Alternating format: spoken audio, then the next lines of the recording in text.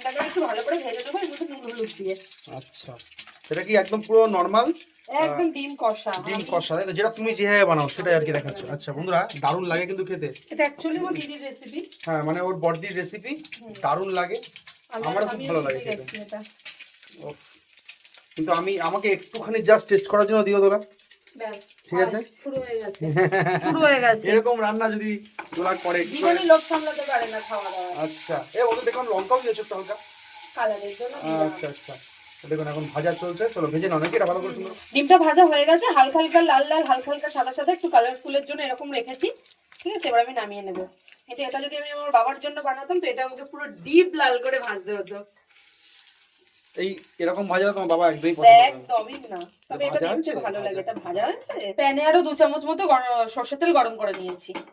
এবার আমি এর মধ্যে দিয়ে দেবো, এখানে আমি পেঁয়াজ কুচি করে রেখে দিয়েছি, আর এটাও টমেটো কুচি করে রেখে দিয়েছি। পেঁয়াজ কুচিটা আগে দিয়ে দেবো।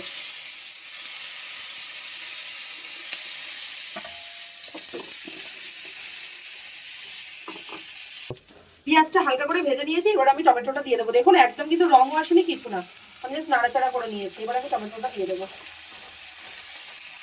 টমেটোটা দিয়ে এবার নুন দিয়ে ভাজবো, খুব ভালো করে ভাজবো। দিয়ে দেবো পরিমাণ মতো লবণ, আপনারা আপনাদের টেস্ট অনুযায়ী দেবেন। এই সময়তে দিয়ে দেবো পরিমাণ মতো হলুদ। এই সময় হলুদটা দিলে কালারটা খুবই সুন্দর আসে। মানে আমি লঙ্কা যদি নাও ব্যবহার করি, যদি কাঁচা লঙ্কাও ব্যবহার করি, কোনোভাবে কাঁচা মানে লাল লাল হবে রঙটা। দেখুন কালারটা পুরো চেঞ্জ হয়ে গেছে, মনে হচ্ছে আমি লঙ্কা দিয়েছি। এখনো পর্যন্ত কিন্তু আমি এতটুকু লঙ্কা দিইনি।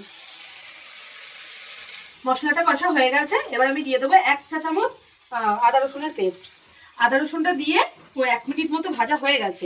এবার আমি এর মধ্যে সামান্য জল দেবো, সামান্য জল। এই যে ধনে গুঁড়ো, ধনের গুঁড়ো 1 চামচ, না 2 চামচ, হ্যাঁ 2 চামচ, 2 চামচ ধনের গুঁড়ো, 2 চামচ ধনের গুঁড়ো, আর 1 চামচ লঙ্কার 1 চামচ লঙ্কার 1 গুঁড়ো। চামচের থেকে একটু বেশি আচ্ছা, দিলাম, একটু আমরা বেশি। একটু ঝাল খাই। আচ্ছা, ঝাল বেশি খাই, আপনারা একটু কম দেবেন হ্যাঁ, যদি ঝাল কম খান। জাস্ট এখানে ধনের গুঁড়োই গেল, ধনের গুঁড়ো হ্যাঁ। লঙ্কার গুঁড়ো। চিনির পরিমাণটা দেখে নেবেন। হ্যাঁ, মানে আমাকে যেই কমেন্ট করবেন সেই একটু চিনির পরিমাণটা দেখে নেবেন, তারপরে এইটুকু চিনি না দিলে রান্নার টেস্টটা আসবে না।